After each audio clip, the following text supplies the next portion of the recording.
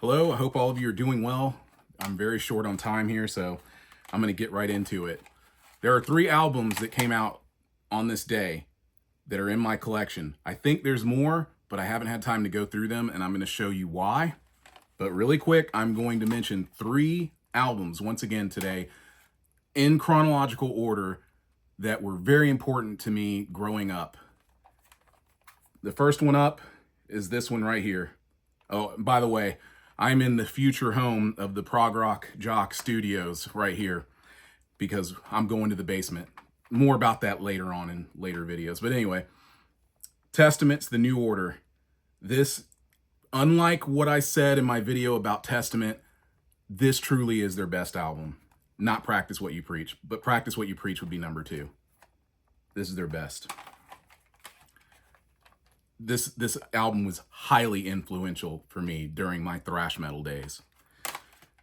The next one. Now this one, there used to be this place called Tower Records, and they had a listening station in there. And they had this album up in their listening station, and I listened to the album, and by the time I got to I think it was the 10th track, which is Oily Water, if I'm correct. But anyway, this album came out today. And by the way, today's date is May 10th, 2025. So this album came out in 1993. I ended up catching them the following year with a band called Pulp on the His and Hers tour. But Modern Life is Rubbish is hands down probably my favorite album. Even though people want to call it Britpop, but it is my favorite album to come out of that era. Hands down. I absolutely loved this album. I listened to it so many times. It's ridiculous. And I'm going to listen to it today on my way to our friends. We're going to go meet up with some friends in a minute. That's why I'm in a rush. And last but not least, another album that was highly influential on a lot of people. Not necessarily me, but I definitely... sorry, I thought I saw something there. I didn't use this album as any type of guide to songwriting, but the songwriting on this album is phenomenal, and it's hard to believe that this album is, I believe it's 30 today. That's right. Weezer's Blue Album. So anyway, that's going to do it for this video. Just a quick video to, take notice and pay attention to these 3 bands, 3 completely different genres of music.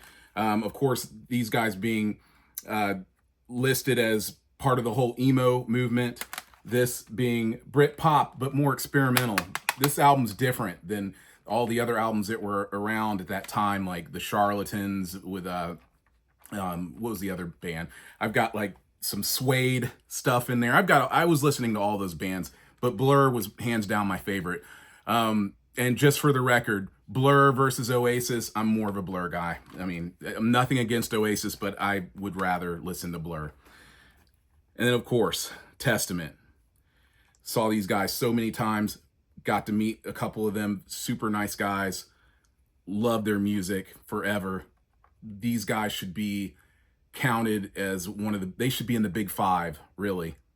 These guys and Death Angel should be up there with Megadeth and Metallica and all those other guys. As a matter of fact, they should probably take Megadeth out and put Testament in there for real. It's time for a little bit of changing it up a little bit and refreshing it. These guys deserve to be in there. These guys were very, very important.